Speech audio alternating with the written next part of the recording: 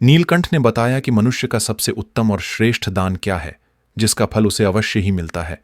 कहानी बहुत ही ज्ञानवर्धक और जीवन का मार्गदर्शन करने वाली है, इसलिए कहानी को पूरा अंत तक जरूर सुने।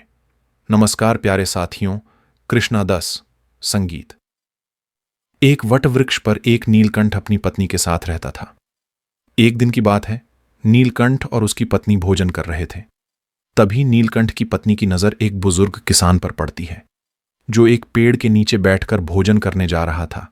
तभी वहां एक भूखा भिखारी आता है और उस बूढ़े किसान से भीख मांगने लगता है। उस बुजुर्ग किसान ने खुद भोजन न करके अपना खाना उस भूखे भिखारी को दे दिया। यह देखकर नीलकंठ की पत्नी नीलकंठ से कहती है, हे प्रियवर, उस बुजुर्ग किसान ने खुद भोजन न करके अपना भोजन उस भिखारी को क्यों दे दिया? तब नीलकंठ कहता है, प्रिय, प्रत्येक मनुष्य अपने जीवन में कुछ ना कुछ दान करता है। कोई भोजन, कोई वस्त्र, तो कोई धन दान करता है। लेकिन प्रिय, क्या तुम्हें पता है कि सबसे अच्छा और उत्तम दान कौन सा है? कौन सा दान करने से हमें सबसे बड़ा पुण्य मिल सकता है? इस पर नीलकंठ की पत्नी कहती है, नहीं प्रियवर, ऐसा कौन सा दान है? तब नीलकंठ कहता है, प्रिय, यह बात मैं तुम्हें एक कहानी के माध्यम से बताता हूं, जो न केवल प्रेरणादायक है, बल्कि जो भी कहानी को ध्यानपूर्वक अंत तक सुनता है, उसे इस कहानी से यह भी पता चलेगा कि सच्चा और अच्छा दान क्या होता है और इसका महत्व कितना बड़ा है। आगे नीलकंठ कहानी शुरू करता है और कहता है, प्रिय, प्राचीन समय की बात है। चंद्रपुर नामक किसी गांव में कैलाश नाम का एक युवक रहता था, जो लकड़ी काटकर अपना जीवन यापन करता था। वह अपनी पत्नी के साथ साधारण जीवन जी रहा था। जलाऊ लकड़ी से होने वाली आमदनी पर्याप्त नहीं हो पाती थी, जिससे हमेशा उसके परिवार में भोजन और कपड़ों की कमी बनी रहती थी। एक दिन परेशान होकर गुस्से में कैलाश की पत्नी उससे कहती है, कितने दिनों तक यह सिलसिला चलता रहेगा? ना कोई त्योहार होता है, ना कोई खुशी। क्यों, इस लकड़ी काटने के काम को छोड़कर तुम नगर जाकर कोई और काम ढूंढ लो। कब तक हम यूं ही कठिनाइयों और गरीबी में जीवन बिताएंगे? कैलाश ने बड़े प्यार से उत्तर दिया, भाग्यवान, मैं हमेशा तुम्हारी बात मानता हूं, लेकिन मैंने पहले भी कहा है कि मैं यह गांव नहीं छोड़ सकता। शहर में यहां के जैसी शांति नहीं मिलेगी, और हां, मैं नहीं चाहता कि यह विषय हमारे बीच दोबारा आए। उसकी पत्नी ने कहा, ठीक है, जैसा तुम्हें सही लगे, खाना तैयार है, खाकर लकड़ी काटने चले जाओ दोस्तों। भोजन करने के बाद कैलाश लकड़ी काटने के लिए जंगल की ओर निकल पड़ा। चलते चलते वह काफी दूर पहुंच गया। वह सोचने लगा, आज तो बहुत दूर आ गया हूं, मुझे एक बड़ा पेड़ चाहिए जिससे आज अच्छी आमदनी हो जाए, लेकिन ऐसा कोई बड़ा वृक्ष नजर नहीं आ रहा। वहां एक पेड़ है, पर छोटा है। चलो आज के लिए इसी से काम चला लेता हूं। कैलाश ने वह पेड़ काटा और सिर पर जलाऊ लकड़ी का गट्ठर रखकर नगर की ओर बेचने के लिए निकल पड़ा।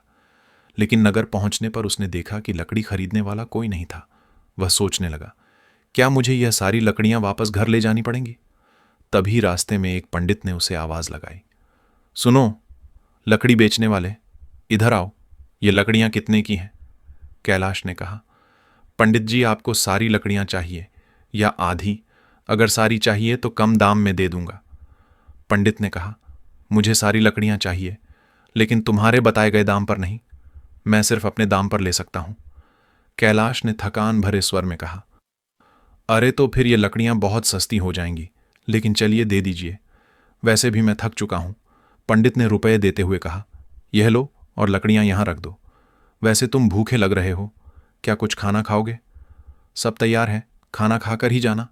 कैलाश ने कहा, मुझे भूख तो बहुत लगी है, लेकिन अगर मैं खाऊंगा तो आपके लिए खाना नहीं बचेगा।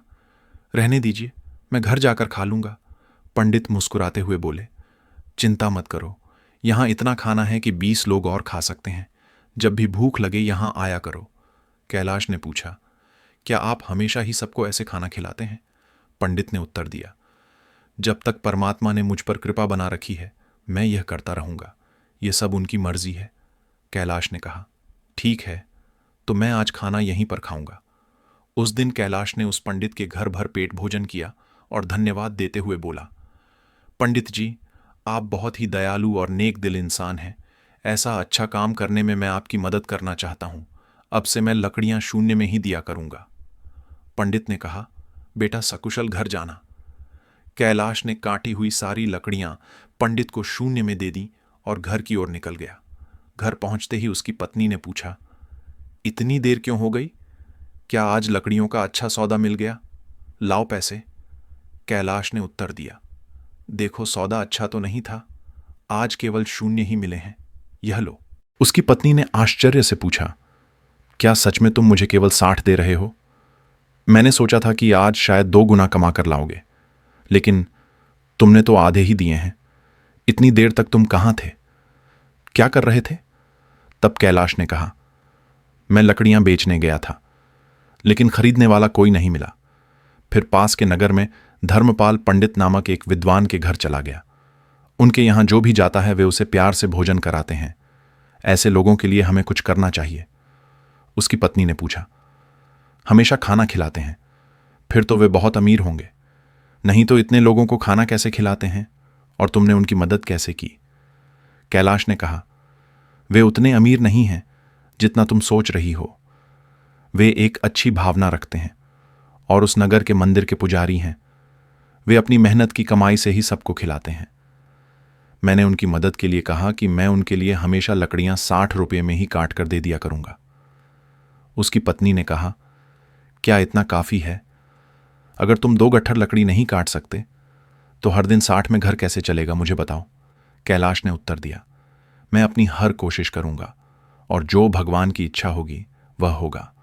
आज मैंने उनके घर खाना खाया है, एक दिन तुम्हें भी वहां ले चलूंगा। इसके बाद कैलाश ने हर दिन जलाऊ लकड़ी काटी और अपने वादे के मुताबिक पंडित को सिर्फ 60 में ही बेचा। एक दिन पंडित भोजन करने बैठे ही थे कि बाहर से आवाज आई, पंडित महाराज, लकड़ी लेकर आया हूं, यहां आकर लकड़ियां ले लीजिए ताकि मैं जा सकूं। पंडित ने बाहर आकर कहा, कैलाश, मैं तुम्हें 60 नहीं दे सकता, तुम अपनी लकड़ियां वापस ले जाओ। कैलाश ने कहा, पैसे कल दे देना, लेकिन लकड़ियां यहीं छोड़ूंगा। मुझे बहुत भूख लगी है, क्या आप मुझे भोजन दे सकते हैं? वैसे भी आप सबको खिलाते हैं। पंडित ने मुस्कुराते हुए कहा, क्यों नहीं कैलाश, पहले अपने हाथ पैर धो लो, तब तक मैं भोजन की व्यवस्था करता हूं। पंडित ने घर के अंदर जाकर अपनी पत्नी से यह बात कही। उसकी पत्नी बोली, आपने ऐसा वादा क्यों किया? हमारे घर में खाने के लिए कुछ भी नहीं बचा है, सिवाय उस भोजन के जो मैंने अभी आपको परोसा है। पंडित की पत्नी बोली, इस समय हम कैलाश को कैसे खिलाएंगे? सारा खाना खत्म हो चुका है, क्या आपको यह नहीं पता? पंडित बोले, अरे इसमें कौन सी बड़ी बात हो गई? तुमने जो खाना परोसा है वह कैलाश के लिए पर्याप्त है। मैं सोच रहा हूं कि आज उपवास कर लूं। पंडित की पत्नी बोली, मुझे बताओ, तुम ऐसा कितनी करोगे? जब हमारे पास खुद के लिए भी पर्याप्त नहीं है तो दूसरों के लिए इतना सब क्यों करते हो? यह सब कहां से आएगा? पंडित बोले, ईश्वर सब कुछ देते हैं, पहले कैलाश को भोजन परोस दो मित्रों। पंडित ऐसे ही लोगों को भोजन कराते थे, भले ही उनके पास स्वयं के लिए भी कुछ ना हो। एक दिन कैलाश लकड़ी काटने जंगल गया। उसने सोचा, जंगल के किनारे के सारे सूखे पेड़ तो मैं पहले ही काट चुका हूं, अब जो बचे हैं वे सब हरे पेड़ हैं। जंगल के अंदर जाना थोड़ा मुश्किल लग रहा है, मैं इससे पहले कभी इतना अंदर नहीं गया। यहां जंगली जानवर भी हो सकते हैं, अगर मुझे कुछ हो गया तो क्या होगा? यह सोचकर वह जंगल के भीतर डरते डरते चला गया। वह काफी दूर निकल गया, लेकिन कोई उपयुक्त पेड़ नहीं मिला। अचानक उसे एक बड़ा पेड़ दिखा। उसने सोचा, यह शाखा तो काफी मजबूत है, इसे काटूं तो 3 गट्ठर लकड़ी बन जाएंगे। पहले ही बहुत देर हो चुकी है। यह सोचकर कैलाश उस पेड़ पर चढ़ गया। वह उसी शाखा पर बैठ गया और उसी को काटने लगा। शाखा बहुत बड़ी थी, इसलिए कटने के बाद वह बगल के पेड़ और एक छोटे टीले के पास गिर गई। तभी अचानक वहां एक साधु प्रकट हुए और बोले, मेरी तपस्या किसने भंग की? लगता है यह तुम ही थे। साधु क्रोध से भर गए और बोले, मैं तुम्हें श्राप देता हूं कि तुम कुत्ते बन जाओगे। कैलाश घबरा गया और बोला, महाराज मुझे माफ कर दीजिए, मुझे नहीं पता था कि आप यहां तपस्या कर रहे हैं। साधु बोले, मैं यहां वर्षों से तपस्या कर रहा हूं, तुमने मेरी तपस्या तोड़ी है, इसीलिए तुम इस पाप के भागीदार हो। कैलाश ने विनती की, महाराज मैं रोज लकड़ियां काटने आता हूं और उन्हें बेचकर अपनी आजीविका चलाता हूं, मैंने जानबूझकर ऐसा नहीं किया, कृपया इस श्राप को वापस ले लीजिए। यह सुनकर साधु का गुस्सा थोड़ा शांत हुआ। तब वे लाश से बोले, मैंने जो श्राप तुम्हें दिया है इसे वापस लेना संभव नहीं है, लेकिन एक उपाय है, जिससे तुम इस श्राप से मुक्त हो सकते हो? कैलाश ने पूछा। कृपया मुझे उपाय बताइए महाराज, मैं इस श्राप से कैसे मुक्त हो सकता हूं? साधु बोले, तुम ऐसे 2 लोगों को ढूंढो जो सबसे अच्छा दान करते हो।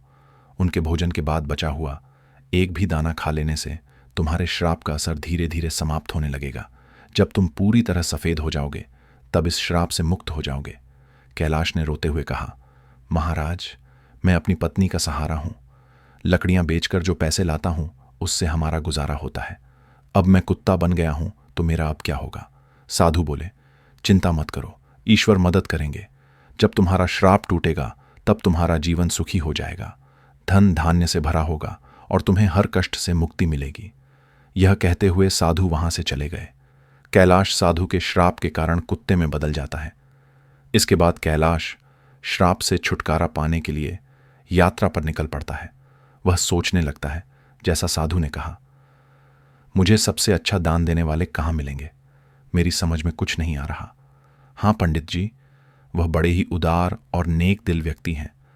अब मैं सबसे पहले उन्हीं के पास जाता हूं। कैलाश कुत्ते के रूप में पंडित के घर पहुंचता है। पंडित अपनी पत्नी से कहते हैं, चलो अच्छा हुआ, आज मैं बिना किसी बाधा के सभी मेहमानों को भोजन खिला पाया। सच में भगवान की कृपा है। पंडित के भोजन कर लेने के बाद उनकी पत्नी ने बचे हुए भोजन को बाहर फेंक दिया। कैलाश कुत्ते के रूप में वहां पहुंचा और पंडित के बचे हुए भोजन को खा लिया। खाना खाते ही उसका आधा शरीर सफेद हो गया। कैलाश खुशी से कहता है, मुझे पता था कि पंडित जी बहुत ही दयालु व्यक्ति हैं। मुझे आधे से मुक्ति मिल गई, लेकिन पूरी तरह मुक्त होने के लिए मुझे किसी और को ढूंढना होगा। यह सोचते हुए कैलाश आगे बढ़ता है। वह कहता है, अगर मैं इस श्राप से मुक्त हो गया तो मैं सुख समृद्धि और शांति के साथ जीवन जीऊंगा। इतना कहकर कैलाश दूसरे व्यक्ति की तलाश में निकल पड़ता है। एक दिन वह मोहन नाम के एक युवक को हल जोतते हुए देखता है। कैलाश कुत्ते के रूप में उसके घर के सामने बैठ जाता है। तभी राम नाम का एक व्यक्ति वहां से गाय लेकर जाता है। वह कहता है, मोहन बहुत ही नेक इंसान है। वह सिर्फ मुझे ही नहीं, कई और लोगों को भी गाय दान कर रहा है। ऐसे व्यक्ति को आशीर्वाद मिलना चाहिए। कैलाश यह सुनकर सोचता है, वाह, आज मुझे श्राप से मुक्ति मिल जाएगी। मोहन भी पंडित जी के जैसे ही दयालु होंगे। अब देखता हूं वह कब भोजन करते हैं। कैलाश वहां बहुत देर तक इंतजार करता है। मोहन ने जब भोजन किया और पत्तल को बाहर फेंक दिया तो कैलाश तुरंत उस पत्तल पर बचा हुआ खाना खा लेता है। लेकिन यह देखकर वह हैरान रह जाता है। वह कहता है, अरे मेरे शरीर का रंग नहीं बदला। मोहन ने तो गाय का दान भी किया था, फिर भी यह क्यों नहीं हुआ? मुझे कुछ समझ नहीं आ रहा। थोड़ी देर बाद कैलाश वापस पंडित जी के घर के बाहर आकर बैठ गया। वहां उसने 2 युवकों को बातचीत करते हुए सुना। पहला युवक बोला, अरे भाई, आज मोहन ने फिर गाय का दान दिया। दूसरा युवक बोला, हाँ, वह चाहे कितना भी बड़ा दानी दिखे, लेकिन हमेशा नगर के बाहर वालों को ही बुलाकर दान करता है। सच जानोगे तो हैरान रह जाओगे। उसकी सारी गाय 2 महीने से ज्यादा दूध नहीं देती। पहला युवक चौंक कर बोला, क्या अगर वह ऐसा करता है तो उसे अवश्य ही पाप लगेगा। हमारे राजा की तरह कोई और नहीं कर सकता। वह एक महान दानी है। 1 हफ्ते खाना बांट रहे हैं और कल आखिरी दिन अन्य दान के साथ वस्त्र दान भी करेंगे। राजा खुद वहां सबके साथ 1 हफ्ते से खाना खा रहे हैं। कभी उनके जैसा परोपकारी देखा है? कहीं अरे यह तो कुछ भी नहीं। उन्होंने हमारे नगर में अच्छी सड़कें बनवाई हैं, हर जगह कुएं और तालाब खुदवा दिए हैं। सच में उन्होंने हमारे लिए बहुत कुछ किया है। ऐसा धर्मात्मा मैंने कभी नहीं देखा। ये बातें सुनकर कैलाश बहुत खुश हुआ। उसके मन में विचार आया, चलो अब तो तय है कि मुझे मेरे श्राप से मुक्ति मिल जाएगी। मुझे तुरंत राजा के पास जाना चाहिए। वह राजमहल में नहीं बल्कि लोगों के साथ खाना खा रहे हैं। इस अवसर का लाभ उठाना चाहिए। अगले ही दिन कैलाश उस जगह पहुंच गया जहां राजा भोजन करा रहे थे। वहां उसने राजा को कपड़े बांटते हुए देखा। वह सोचने लगा, राजा कितने महान हैं। वह भोजन देने के साथ साथ सभी को वस्त्र भी बांट रहे हैं। मैं जिन अच्छे लोगों को ढूंढ रहा था, निश्चय ही यह वही व्यक्ति है। मुझे उनके भोजन के बाद इंतजार करना होगा। राजा के भोजन करने के बाद सैनिक उस पत्ते को बाहर फेंक देते हैं जिसमें राजा ने खाना खाया था। यह देखकर कैलाश वहां गया और उस पत्ते में से बचा हुआ खाना खा लिया। लेकिन यह देखकर वह चौंक गया। उसने कहा, अरे, यह क्या, इतने महान दानी राजा का भोजन करने के बाद भी मेरा रंग नहीं बदला? यह श्राप तो किसी दूसरी वजह से लग रहा है। मुझे तुरंत उस साधु के पास जाना चाहिए जिन्होंने मुझे यह श्राप दिया। कैलाश उस स्थान पर पहुंचता है जहां साधु मौजूद थे। वह साधु को प्रणाम करता है।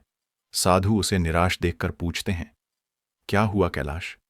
ऐसा लगता है कि तुम्हें अभी तक केवल एक ही सही व्यक्ति मिला है। तुम्हारा केवल आधा रंग ही बदला है। क्या तुम्हें और कोई नहीं मिला? श्राप मिले हुए भी काफी समय हो गया। कैलाश कहता है, महाराज, पंडित जी का खाना खाकर मैं आधा ठीक हो गया। इसके बाद मैंने उनसे भी बड़े दानी लोगों को देखा, लेकिन उनके खाने का कोई असर नहीं हुआ। साधु थोड़ी देर रुककर बोलते हैं, इसमें आश्चर्य की बात नहीं है। उनके कर्मों का वास्तविक स्वरूप जानना जरूरी है। आगे कैलाश कहता है, इसके अलावा हमारे नगर के राजा बहुत धर्मी हैं। एक हफ्ते तक राजा ने सभी को भोजन कराया और वस्त्र भी बांटे। इतने धर्मप्राय व्यक्ति द्वारा खाया हुआ भोजन खाने के बाद भी मैं श्राप से मुक्त नहीं हो पाया। इसमें कुछ रहस्य जरूर है। मुझे कुछ समझ नहीं आ रहा है महाराज, कृपया आप ही बताइए। साधु ने कहा, कैलाश, जिन जिन लोगों को तुमने देखा उनमें से किसी का दान सच्चा दान नहीं था। मोहन ऐसी चीजें दान कर रहा था जिनकी उसे कोई जरूरत नहीं थी। अगर उसे उनकी जरूरत होती तो वह उन्हें कभी दान नहीं करता। और राजा जो कुछ भी देता है उसे दान नहीं माना जा सकता, क्योंकि वह खुद नहीं कमाता। वह तुम्हारे जैसे लोगों द्वारा दिए गए राजस्व का उपयोग राज्य के लोगों पर करता है। साधु ने आगे कहा, कल के दान में जो भोजन और वस्त्र बांटे गए वे भी राजस्व से ही आए थे। इसीलिए राजा द्वारा किया गया दान दान नहीं माना जाएगा। वह सिर्फ लोगों का पैसा लोगों पर खर्च कर रहा है। ऐसे में राजा के भोजन का तुम्हारे श्राप पर कोई असर नहीं हो सकता। समझ लो, सही दान वही था जो पंडित ने भूखे को भोजन देकर किया। भले ही उन्होंने खुद नहीं खाया, लेकिन उनका दान सबसे श्रेष्ठ था। इसीलिए तुम्हें और प्रयास करना होगा। तुम श्राप से मुक्ति के करीब हो। कैलाश ने कहा, समझ गया महाराज, धन्यवाद। उदास मन से कैलाश वहां से चल पड़ा। उसने सोचा, बाप रे, कितनी दूर आ गया हूं। बहुत भूख लगी है। अच्छा होगा कि पास में कुछ खाने को मिल जाए। तभी उसने देखा, एक किसान घड़े में पानी लेकर जा रहा था। पास में खड़े दो युवक आपस में बातें कर रहे थे। उस किसान को देख रहे हो। वह रोज इस धूप में इस पानी से भरे मटके से यहां से गुजरने वालों को पानी पिलाता है। वह बूढ़ा आदमी 80 साल से अधिक का लगता है, पर फिर भी उसका काम काबिले तारीफ है।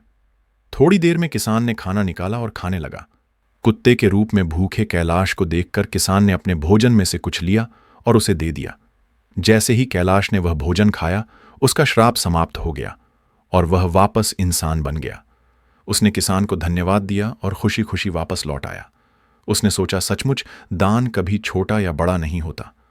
भूख मिटाने वाले पंडित और प्यास बुझाने वाले, इस किसान जैसा होना ही सच्चा दान है। सबसे अच्छा दान वही है जो निस्वार्थ भाव से दूसरों की मदद के लिए किया जाए।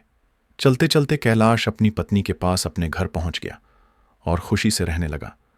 उधर पंडित ने इतना दान कर दिया था कि उसकी आर्थिक स्थिति खराब हो चुकी थी। जब उसकी पत्नी ने उससे कहा, पास के नगर में एक राजा रहते हैं जो पुण्य को खरीद लेते हैं। आप उनके पास जाकर अपना कुछ पुण्य बेचकर पैसे ले आइए ताकि हमारा काम चल सके। पंडित ने पहले तो मना कर दिया, लेकिन पत्नी के बार बार कहने पर वह जाने को तैयार हो गया। उसकी पत्नी ने उसके खाने के लिए 4 रोटियां बनाकर दी। पंडित अपने घर से चल पड़ा। जब वह नगर के समीप पहुंचा तो उसने एक तालाब देखा। वहां स्नान आदि कर्मों से निवृत्त होकर वह रोटियां खाने के लिए बैठा ही था कि एक कुतिया उसके सामने आ गई।